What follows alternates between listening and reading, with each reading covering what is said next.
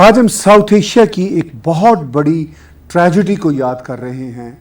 16 दिसंबर 1971 जब बंगालियों ने अपना देश अलग किया, बांग्लादेश के नाम से पाकिस्तान से अलग हुए, क्योंकि पाकिस्तान की आर्मी ने जुल्म सितम के पहाड़ ढहा दिए और दुनिया की हिस्ट्री पर जुल्म बर्बरियत का एक खौफनाक बाब लिखा गया। अक़वाम मुत्तहिदा के मदर टंग डे से लेकर जुल्म जबर की जो दास्तान रकम हुई पाकिस्तान की आर्मी की अपने ही हम मज़हब और अपने ही उस वक्त के हम वतन बहन भाइयों के साथ जो जुल्म हुआ, वो तारीख़ का एक स्याह बाब है। और मेरे साथ इस वक्त दो बंगाली इंग्लैंड से जुड़े हुए हैं। एक स्काइप पर वेल नोन ऑथर हैं प्रियाजीत देबसरकार जी, और उनके साथ साथ हैं इमरान चौधरी साहब जो बांग्लादेश से हैं। He is living in England for a long time. He happen to serve Bangladesh Armed Forces. Welcome both of you. I'll start with you, Imran Sahab. You were 11-year-old when you saw all those atrocities, not just atrocities. You happened to went through everything. Your brother sacrificed his life. So what was the eyewitness counter of those horrible days? Thank you. Thanks for having me in your show. It is a pleasure and an honor to speak to you all the way from London. And thanks for taking the interview on a subject which is very close to my heart. I mean, whatever you see in me today is basically a produce of 1971. Basically, I was 10 years old when the war unfolded on the 25th of March, 1971. At the time, we were living about 100 kilometers away from Dhaka, the capital city, a small town known as Brahmin Baria. Means it was the place, perhaps, where the home for all the Brahmins. So I was a student of class 6 at the time, and the Liberation War unfolded. My father was posted with the East Pakistan Rifles, which was the Border Security Force, equivalent of BSF, Border Security Force of India, in Sylhet, which is the north-eastern district of then East Pakistan, bordering Assam, Meghalaya, and Tripura. And my father actually was the first officer to revolt in Sylhet Division on the 27th of March 1971 at 9:15. He ambushed a convoy of Pakistan Army, which was commanded by Captain Ghulam Rasool. And in that ambush, Captain Ghulam Rasool and 21 of them were captured live, and they were arrested. And they were at a later stage, about 2 months later, they were handed over to the Indian authorities. Now, from then, we got completely displaced. We had no communication with my father, and then the Brahmanbaria remained a safe city till the 17th of April, from 25th of March till the 17th of April. On the 17th of April, at about 4:30 in the afternoon, 3 Sabbaths planes came and pounded the city for more than 45 minutes. And that was the biggest surprise of my life. I have never heard so much of noise, which is the planes were literally flying not more than 500 years on top of my head. So we went into a shelter. We made some bunkers, but it was full of water because, the monsoon kicked in April in Bangladesh. So every trenches, every ditches that you can see, these were all full of waters. So we came out of the trench and went and dipped into the pond, and we stayed in a pond for 40 minutes. And it was near-death experience. couple of seconds, the bombardment were happening, indiscriminate firing of huge, massive bullets were littered all around us. We were very close to the Brahmanbaria Titas gas installation. That was the first natural gas found in East and East Pakistan, which was literally 2.5 miles away from my grandfather's house. So about say 5:15, the planes left, and then there was a huge rumor in the town that the Pakistan army is actually attacking the town, enveloping it from two sides, south and the north.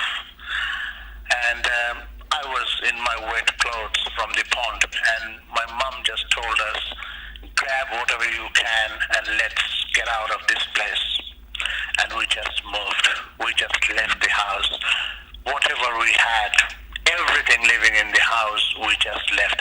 And bear in mind that house is a 3-generation-old house of my family. So literally we left everything and we started running and running and running and running. Trust me, I don't know how long I ran for. It was like thousands of people, the biggest exodus I have ever seen in my life. I had 2 younger brothers. My younger brother was, one was 8, I was 10, and the other one was 6. And I was holding one of my brother in my hand. My elder brother was helping my mom and my sister. We don't know how long we ran for. I think it was dusk, around 7:30. We stopped in a village. The name of the village is called Pakachong. I still remember the name. Anyway, within the first night we stayed, we found a place to stay in a house, quite an affluent house, and there were like 60-70 people already inside that house before we did. So we ended up staying in the cow shed for the first night, from the pristine, neat and clean bed sheets to a cow dung ridden, sleeping on the what do you call the straws, and that was the first night. And then we went from one village to the other, to the other, to the other, and no villages were ready to accept us because we didn't fit in, we didn't gel in with them. We were speaking in a different accent. My mother was a teacher, she was a graduate in 1956, and she was telling us words in English, so people started to think either we are Biharis or we are Punjabis, and they became quite antagonized that we are not going to shelter you because we don't think you are Bengalis. So you're like you are a stranger in your own country. So my brother was 17-year-old. We stayed from one village to the other, to the other. It passed like from the 17th of April till the 30th of April. We went from one village to the other. Everywhere we went, we sought shelter. Meanwhile, whatever gold and whatever money my mother had, we almost sold everything just to get some cash to buy some food and stay somewhere. So then my brother came out with the idea that let's go to India because he heard India is giving us shelter. Here I will interrupt you, Imran sir. We'll resume this story. I want to take some comments from Priyajit as well. So we'll go from there. What you just said that you went to a stage when you and your family decided to go to India. So Priyajit, as Bengali, now living in England, what were actually your observations at the time? You must be a child at the time, or how would you like to conduct this debate according to your experience and observations regarding this terrible tragedy? Thank you very much, Gora sahab, for giving me the opportunity. As you said, I have written a book on East Pakistan. So it's called The Last Raja of West Pakistan. So that analyzes the geopolitical and the dynamics of the region. Now, whenever I say this, I always like to point out that why did it come to the point in March 1971 that the 54% of the Pakistani population. So the majority of a country wanted to break away from the minority. We need to understand this fact that what we see today in the geographical space of Pakistan, which was called West Pakistan, it only represented around 45% of its population in the year 1971. If we go back in history a bit, if you remember, when Pakistan was formed, the founding father of Pakistan, Mr. Jinnah, he and the first Prime Minister, Mr. Liaquat Ali Khan, they introduced this first 12 point, the objectives resolution. So I think that was the first nail in the coffin of the land of the pure. And then it started. So first they introduced saying that Urdu and Urdu shall only be the language of the entire of Pakistan. Now that is to say again, like 10% of the people speaking a language which was actually from India, though by the way, it was not anything to do with Punjab or the elite of that region of Five Rivers. And they decided that we will impose this language throughout Pakistan, where the 55% of the population in the eastern wing, they were speaking Bengali, which was, they're speaking and living the culture together for the last 5,000 years. So the Bengali culture is something that is far different and far unique compared to the religious beliefs. So even today, we have got Christian, Buddhist, Hindus, and Muslims. All the different sects in the Indian subcontinent, they can still speak Bengali, and they can have shared cultures. But there might be slight differences. But generally speaking, I think that was the notion in Bengal. So when they started this, the language movement. So I think in the world history, and I don't find another example. I might be wrong, but I haven't found it yet. Is that one sect of people have sacrificed so much for the love of their mother tongue? And that's why on 21st February there was a military crackdown in East Pakistan in Dhaka University, where the students and ordinary people revolted against the West Punjabi Pakistani, the military elite, which is the deep state establishment, to say that we reject this Urdu and we will speak our language, and we want Bengali as one of the official language of Pakistan. And rightly so, because you see Pakistan consisted of various fragmenting units, like and like the Pashtuns in the north, and probably the Baluch in the south, and the Mahajirs, who were actually from India. They speak a different language. And then you got a lot of other different communities within the majority of Pakistan. So we got the Shias, the Ahmadis, the Ismailis, the Gora. So Pakistan was like a collection of all different sects and different um, people with different cultural and ethnic identities. So I think it started with the objective resolution and the language movement, and then as you are aware, Gora Sahib, in 1960s we had the great dictator, the so-called field marshal, who I don't think you can get a field marshal title without winning a war. However, I think for Pakistan, some different sets of standards apply, which can No, no, every country has. I'm going to So, interrupt here, Priyajit. yeah, Whatever yeah, you are shedding the light on history, absolutely yeah. fine, absolutely correct. But the thing is, I'm more focused today on the kind of observations and the kind of the sort of implications of that horrible tragedy in our part of the world. I'll go back to Imran Chowdhury, and then again I'll take you, Priyajit ji. Imran Chowdhury Sahab, you wrote on your blog that you were 11-year-old, 10 and 11-year-old, and your brother was 70-year-old at the time, and he joined freedom fighters.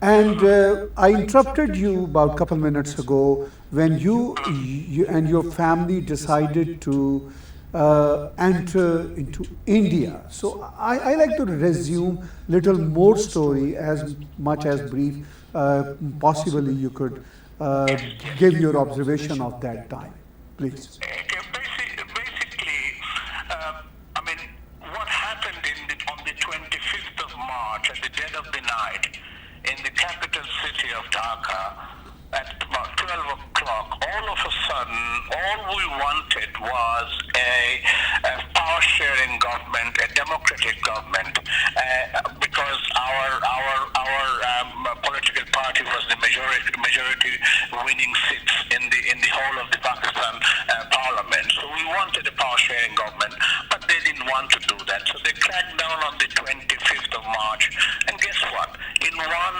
night, they have killed 7,000 people whilst they were in sleep in Dhaka town. They raped thousands of girls and women from the various medical colleges, women's hostels, universities, and from hospitals and everywhere. So the fear of the death that I was running from Brahmanbaria to the villages, it's very confusing. This is something that I always think about it on my own. I mean, we could hear the Pakistan army shouting, Yahu, Allahu Akbar, Ya Ali, and all that. And we were saying, La ilaha illa anta subhanaka inni kuntu minaz zalimin. It's a verses from the Quran, and it says that if you keep on uttering this, then God and Allah rescues you. And Musa alayhi salam was rescued from the belly of a fish when he was eaten up, and he was saved from there.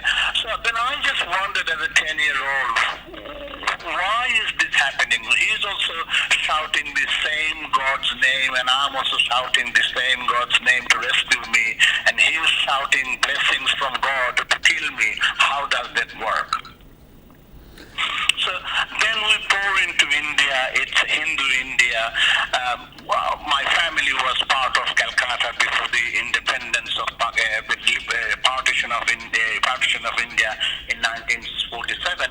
We went back to India with a lot of trepidation, a lot of reservation, a lot of fear in us.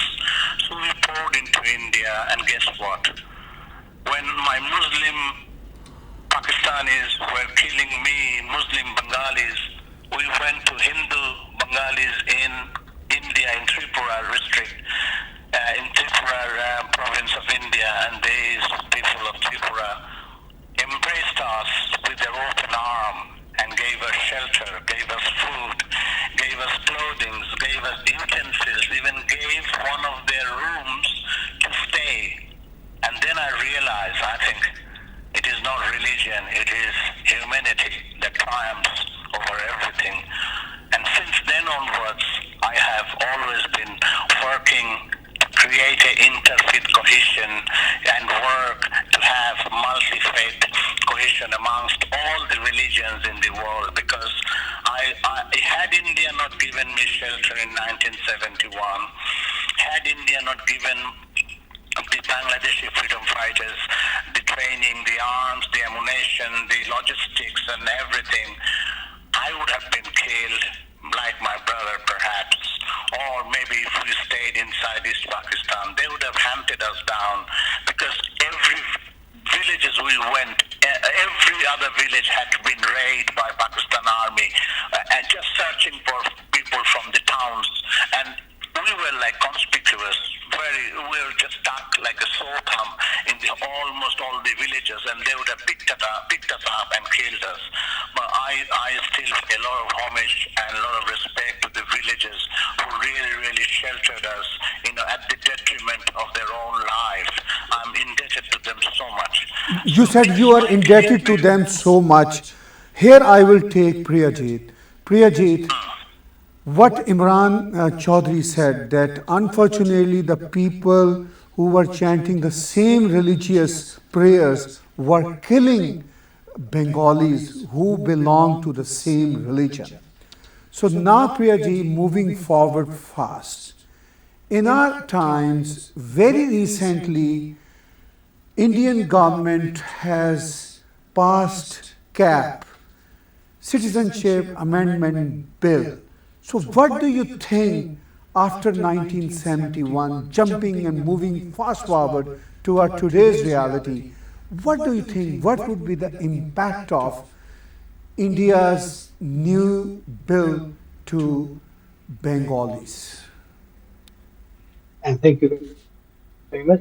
I just want to point out one more thing, like from my previous session, is that see the when Imran Bhai was saying it's the same people killing, each other, and I think that is continuing till today as we speak. So if we take the geography of Pakistan today, I think 54 of it is Balochistan, and the Balochis are predominantly Muslim. So and we have the Punjabi establishment and the army actively, involved in a genocide and and a campaign of rampage throughout the region of Balochistan. So I think, and same goes with the Pashtuns as well, with the Pashtun Tahfuz movement as well, which is going on where they're seeking their rights. So it is not a question of religion; it is just a question of who controls the power in Pakistan and who calls the shots and who actually own the country. So from its day it was founded, the 22 families or so which have evolved and the military elite, they have an iron grip on the entire state, and they hold the entire region hostage to their spread of hostilities to both direct conflict and indirect non-state actors. Now coming to your question of CAB, Right. I would like to I would like to draw your attention that in recent years you might have heard that there was a severe crisis in Southeast Asia, which was the Rohingya crisis, which was a very active and a grave situation. And I think because Bangladesh was in the front line of this, but the other country which has stood out in this globally is India. The help India has given Bangladesh and to the Rohingya refugees, both in kind and in giving shelter, is unparalleled. So I don't think that anything to do with a specific religion or a specific following or a specific language has got any impact on the greater picture of Southeast Asia, because we have to remember that India is the motherland and all the other fragmenting units are connected via the umbilical cord to the the Indian subcontinent. So I think that there is obviously some amount of politics which is there throughout the global stage. But if we discount that bit, I think what they have done is I think which there are probably some deep-seated reasons behind it, and I am sure there will be ways for the entire region to work together. And saying that, what Bangladesh has achieved today, if you look at today's Bangladesh political setup and its position in the global economy, in the global different kind of indexes of of a developing nation, I think the Bangladesh government and the Bangladeshi people have done exceptionally well, and there is always a deep seated and a very well calculated campaign to destabilize that the legitimate government and the mandate of the people to invoke those 1971 those anti-secular or the anti-liberation elements to negate the gains which were and the pain which was endured by people like Imran Chowdhury and his family and the Mukti Bahini, and including the Indian armed forces, because they laid down their lives in a foreign country where it was, I think, one of the just war of this century. So I really think that we must stand united, and Bangladesh is a very firm ally of India and as an example to the whole world as to what a country can achieve, if they are given the right conditions. So we should work together, and I'm sure, in nation state history and a long term friendship, as one of the quotes from the Bangladesh government, they say like friendship is like a river, it will flow. So we should focus on the larger picture. So, Imran Chaudhry Sahab, Yes. the thing is, as you mentioned, you and your family were greeted, welcomed by Indian villagers, and they gave you everything, they gave you hope for life. So now you are in England and you are seeing the world turning around, sort of. So, in this situation, as I asked Priyajit, what do you think that how could this misunderstanding between Bangladesh and India could be resolved in the wake of this cab bill? No, no, no. I'm not in Bangladesh at the moment. Yeah, I understand that, but you are from Bangladesh I originally. can assure you one thing. Bangladesh and India enjoys the best relation amongst all the neighboring countries of India and Bangladesh. By and large, we have the best relation. So what do you expect from Pakistan now? Because Pakistan even today is reluctant to apologize. Bengali. Let me come back to Pakistan. Just give me 1 second, Sure. if you may kindly, sir. Sure. What I was trying to say to you about the India-Bangladesh relation is India-Bangladesh from the prism of 1971 and the shared history, the shared culture, shared ethos and aspirations. This CAB is a temporary thing, and I'm sure India is a mature democracy. India is not going to do something that which is going to upset her most reliable and trustworthy friend amongst all the other countries. Bangladesh perhaps is one of the most trustworthy friends of India, and so is India to Bangladesh. Now, about Pakistan, yes, I promote a multicultural relation, multicultural living in UK, multi-faith, multicultural, multi-race. But we live with Pakistanis, Bangladeshis, Indians, Somalians, and all the other people in UK. And I don't want to have that acrimonious feelings in me. I would rather build a bridge with Pakistan. But in order for me to build a bridge, I think the onus lies with Pakistan. We would love, or we would certainly demand an atonement, a reparation, a financial reparation, and a moral reparation, and an unconditional apology for all the rapes, all the tortures, all the killings, all the subjugation, all the deracinations, and all the inhuman, Nazi-like, taken out from the leaf of Hitler's book, tried to annihilate the Bangladeshi race, depopulate East Pakistan, and they wanted to bring their own people so that they can have a captive East Pakistan with their own kind of breeding group, own kind of people, so that no mass upsurge can take place and they can show the world that we have a two-nation theory. So basically, yes, we would like to have an atonement, we would like to have an unconditional apology, we would like a moral and fiscal reparation from Pakistan. Yes, that's the need of the hour. So Priyajit, what do you expect from Pakistan as Bengali? Well, I would say that as an Indian and as a resident in UK, as Mr. Chaudhary has rightly pointed out, we stay together, and my aims and my hopes for Pakistan is very high. However, I don't know that if that is enough for the other side to react.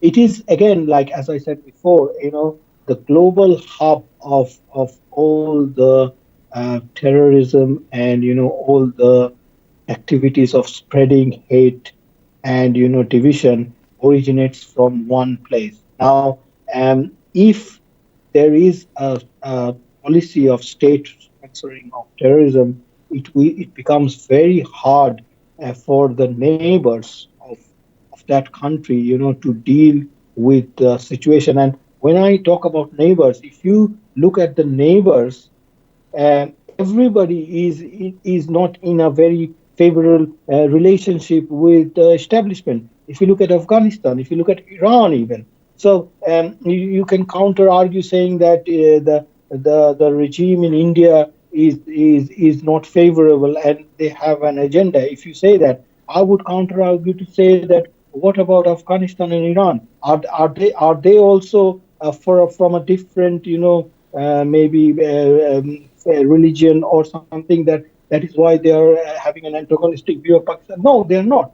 But the thing is that if you have this policy of promoting somebody else's war, and running this military industrial complex based on foreign funding, and just to wage a war kind of economy which survives and thrives on as its terrorism, as its exports, and I think it becomes very difficult for the neighbors to work with it, how much as we wish to work with Pakistan very So, friendly. so in the end, Imran Chowdhury Sahab, I would like to know from you, after going through all hardships, after going through so much sufferings from your childhood, from your teenage, until you guys settled after the independence of Bangladesh. So today, as you are living in England, and you must be visiting Bangladesh on and off, I guess so.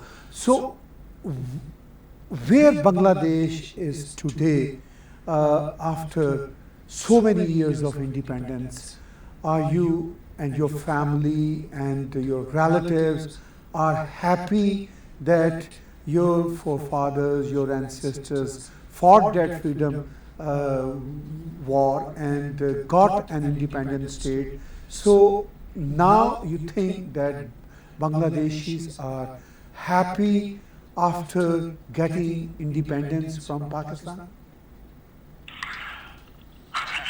Thank you for your long question. Let me just answer you one by one.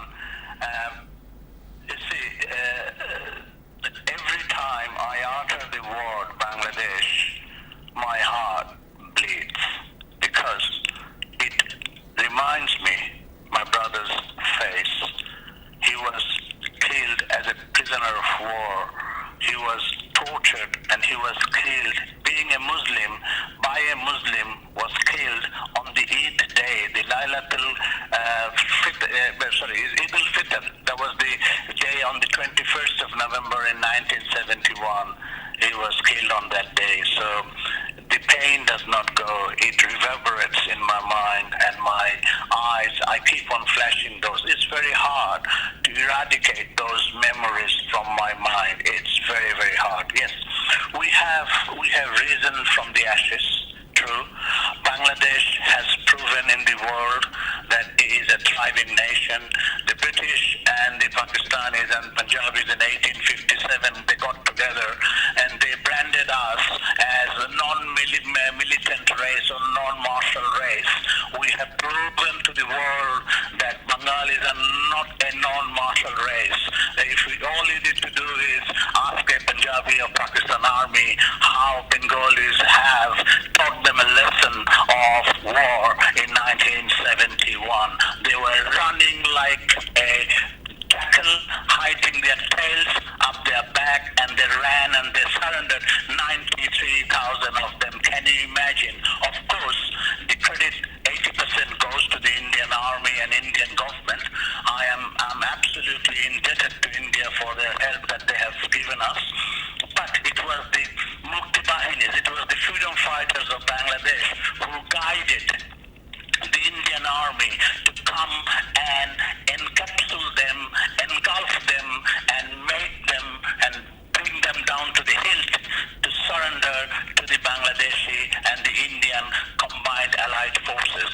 Now, yes, from then onwards, 1971 to 2019, 49 years is a long story. Mr. Kissinger once told us we are the bottomless basket. I hope Mr. Kissinger is listening to my words. We are not a bottomless basket. Today, Bangladesh, when the rest of the Western world are grappling with 1.2% to 1.3% growth, Bangladesh is growing year on year in excess of 7%.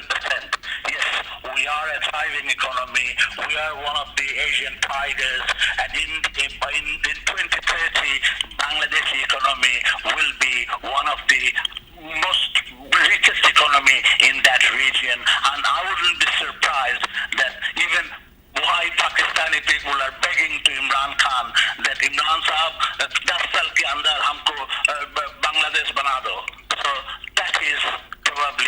the most sweetest revenge that anyone can have. Thank you very much. Thank you very much, Imran Bhai.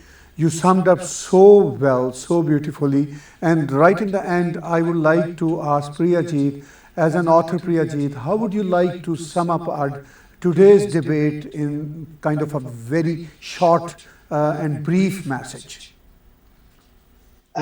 My message is that the two nation theory, which started in 1947, in essence, in geographical terms, it was the division of Bengal and Punjab. If you take it alphabetically, these were the two provinces of the United India that were separated due to a multitude of reasons. One of them being the political party which claimed to came to be the nomination of the entire, the Muslim community of the region, which is absurd because they, very well, they lost the elections.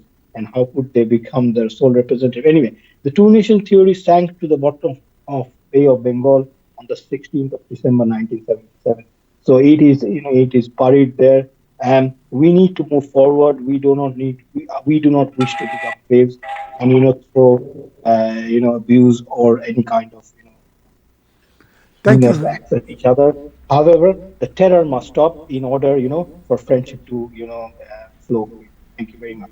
Thank you very much, both of you, and happy Independence Bangladesh Day. Thank you very much. We're honored and we're delighted to be talking to you. Thank you very much. Welcome. And viewers, you are watching Candid Talk with Imran Chowdhury and Priyajit Debsarkar, and we were talking about that tragic day that happened on December 16, 1971 for Pakistanis' point of view, and a very happy Independence Day for my Bangladeshi brothers and sisters.